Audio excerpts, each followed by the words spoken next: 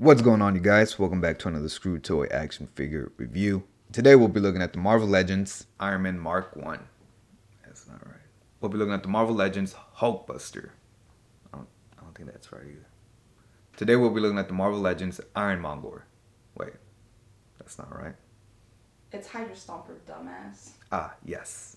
The Hydra Stomper from the What If Disney Plus series. This is a deluxe figure. It's a single pack figure. There's no wave that this figure comes with. It's, again, just a single pack figure and a deluxe figure. So this figure ran me $52, man, at Target. So it is a very, very pricey figure. But, man, just look at the size of this dude, man. So, yeah, I believe he's starting to hit targets. My friend in Alabama, he works out in Alabama, and he found it at his local Target, and he brought it to me when he came down to visit down here in Texas. So very grateful for him to, help me get this figure, as it has not hit here in Texas yet. As of now that I know of, I've looked at countless Targets. I've looked at countless websites online. Nobody seems to be shipping him. So yeah, very, very grateful to have this figure here a little bit early in my case. Now getting a close-up look at the packaging, you get a big window here at the front that shows the figure, the accessories, and everything that it comes with. You get Marvel Studios, What If, the Hydra Stomper, Disney Plus. If you're 4 and under, can't play with it. Don't eat the accessories. Don't put it in your mouth. On the side, you get a very nice image of the Hydra Stomper from the TV show. Same image on the back, just enlarged. It read up on the character right there, so if you want to pause that and read that now, you can do so. On the bottom, you get a whole bunch of bullshit and the barcode, so if you need to get the barcode, pause it now, take that. And then on the other side, same image, just reversed. On the top, very nice image of the Watcher. Yeah, that looks really nice. But enough about this packaging, man. Let's crack this bad boy open, get a closer look at the figure himself. Now getting a quick look at all the accessories that the Hydra Stomper does come with. He comes with an open splayed out hand for his right arm and more of a gripping hand for his left arm. He also does come with 2 pairs of fists. He also does come with his jetpack that looks very, very, very nice, man. And lastly, he does come with his repulsor blast effects that we've seen plenty and plenty of times before. The only difference is they're like triple the size of what they usually are to, fit this jetpack. And I really, really like that they enlarged them. And yeah, man, they look really, really nice. Translucent white with yellow paint. Works perfectly for this figure. And here is the Hydra Stomper up close and personal. And just straight up, man, I'm a big fan of this figure, man. There's something about big, menacing robots that kick Nazis' ass that I really, really enjoy. Starting off with the head, man. Most of this figure is casted in this army green. And it looks really, really nice. I really, really dig the matte finish on this figure. I absolutely hate real shiny and plasticky figures, man. I just, something about that shininess and plastic that I dislike. So this matte finish looks really, really nice. But looking at the top of the head, you can see all these nice rivets and sculpted detail on top of the head. On the back, you don't really get much, but you do see this different shade of green right here that really gives it that contrast and not just that flat, green throughout the whole figure. The eyes are very nicely punched in blue, baby blue, to make it look like it's glowing. Adding some white overspray would have really, really helped this figure make it look like it's actually glowing. But as is, it's pretty dope.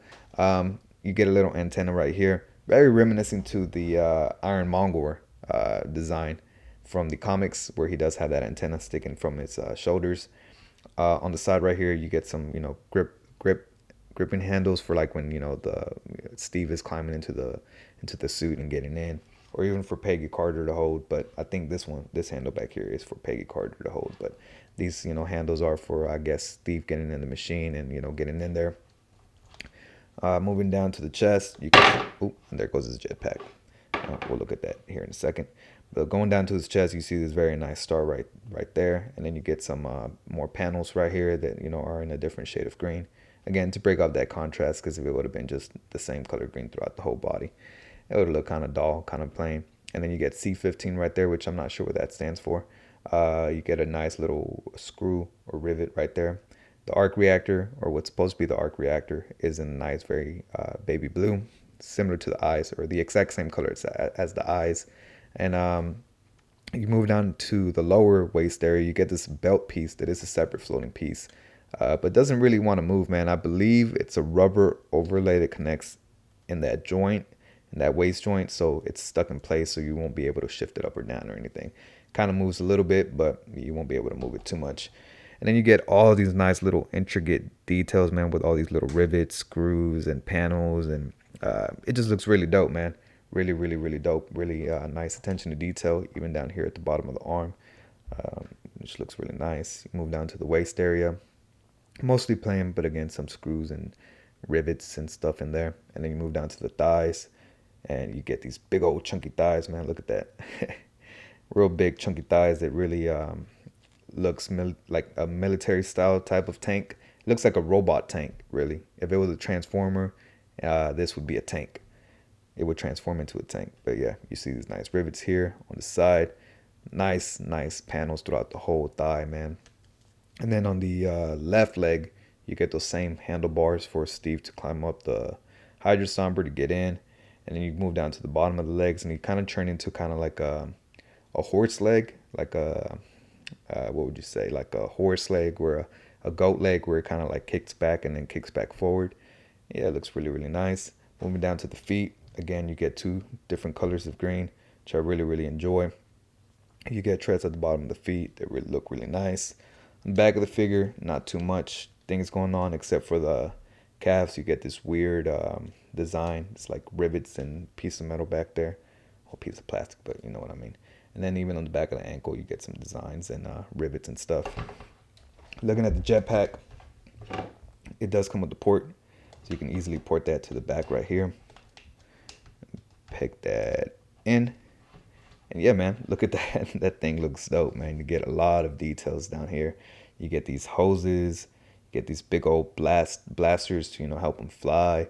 All these nice panels and lines and rivets. Yeah, man, just look at that. It looks really, really dope. And what I really enjoyed about this figure, what they did was at the bottom, they added this very nice black paint to make it look, like it's been thrusting, it's been, flying, and it's been burning and really burning that metal right there and turning it black, which looks really, really dope. On the side, you get these nice little vents in a different shade of green, again, to break up that, solid green color. But yeah, that looks really, really nice. And they do hinge, man. They hinge inward and they hinge outward, as you can see right there. So that is very nice. But look at all that nice detail, all that nice sculpted work. Yeah, they went above and beyond with this figure, man. And I love it. I love it. But yeah, look at that right there. That looks really dope. I did forget to mention that his forearm does come with a gun, as you can see right there. Very nice gun. And it does have a porthole right there, but you can't port the actual effects that he came with, as they are too big. But if you do have any of these repulsor blast effects that come with every Iron Man figure, the smaller ones, it does peg in there very nicely, and you can have them shooting at some Nazis, some Hydra soldiers. So yeah, that is very nice. But yeah, man, very, very nicely sculpted figure, very nice paint. Everything's perfect on mine. The only thing that's a little bit imperfect about mine is that right there you get a little bit of extra glue on the head, and on this side as well. I got a little bit of extra glue, and I tried scraping it off, and it just kind of made it worse, as you can see right there. That's a little bit unfortunate. Bothers me just a tiny bit, but nothing too serious, man. Nothing that's gonna be a deal breaker for me. But yeah, very solid figure, man. But I really, really enjoy this figure. But enough of me chattering on, man. Let's get a closer look at this guy's articulation, then we'll get some size comparisons. Getting a quick look at the Hydra Stomper's articulation. His head is on a dumbbell joint, so he can look up just that much. I wish he can look up just a little bit more, as he is a character that flies. So when having him in flying poses, he won't be able to look up too much. He can look down a great amount, so that is nice, as he is a bigger character, so he will be looking down on people. His head does have great head pivot, as it is on a dumbbell joint, so that is very, very nice. Really enjoy that. His arms are on ball joints, and then the shoulder pads wrap around that ball joint, so they move with the arm very nicely. He can hit a very, very nice T-pose, and those shoulder pads do not get in the way whatsoever, so I really do enjoy that. He does have upper bicep swivel, single jointed elbows, which it's a big chunky figure, so it is expected. All his fists and hands are on swivel and hinges, so they hinge up and down, as you can see there, and rotate a full 360, as so. His abdomen area, his upper torso area, is on a ball ball joint here at the waist, so you can crunch. Not much forward, not much back. You get some pivot out of that ball joint there to the sides. Yeah, not much, man. But I mean, again, it is a big, huge robot. You're not gonna get too many dynamic poses out of a big old robot. His legs are on ball joints here at the hip, so they do swivel in and out and rotate a full 360 if you would like. He has single jointed knees that bend in just about that much. Again, big chunky design, so they're not gonna move too much back. Oh, and there goes his jetpack.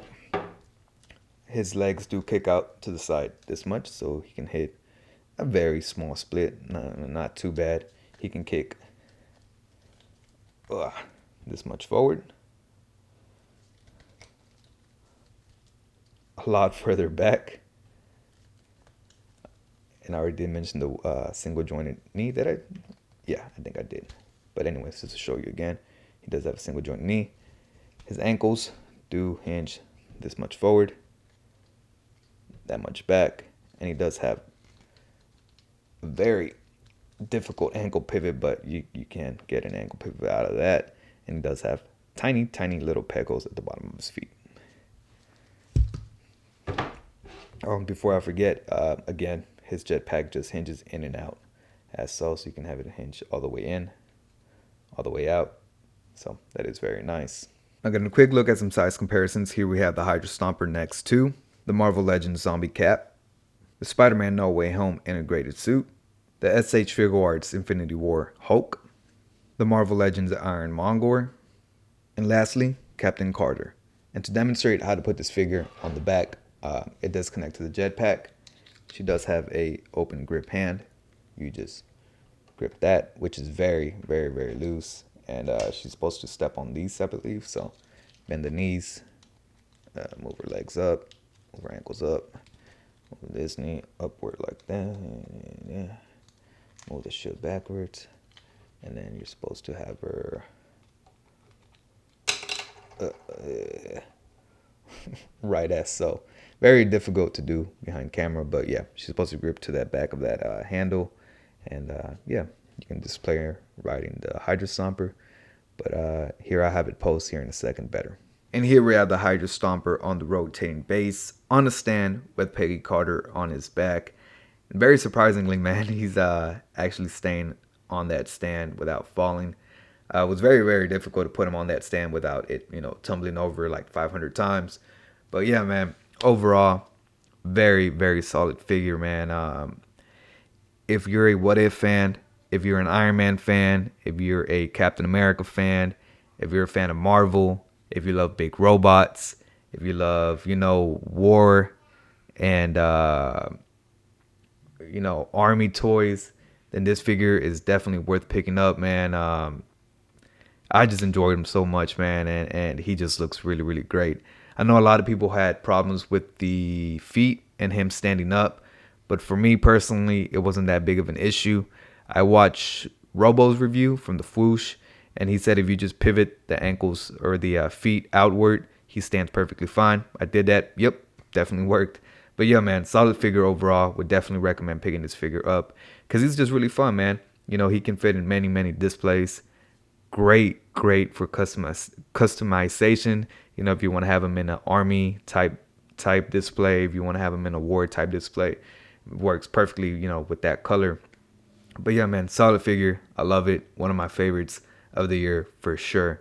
Yeah, definitely up there in top 10. But yeah, man, enough of me rambling on. Make sure you like, comment, subscribe. Let me know in the comments down below if you're looking forward to picking up this figure. Follow me on my Instagram and on my Twitter. Both of the links to those accounts are in the description down below.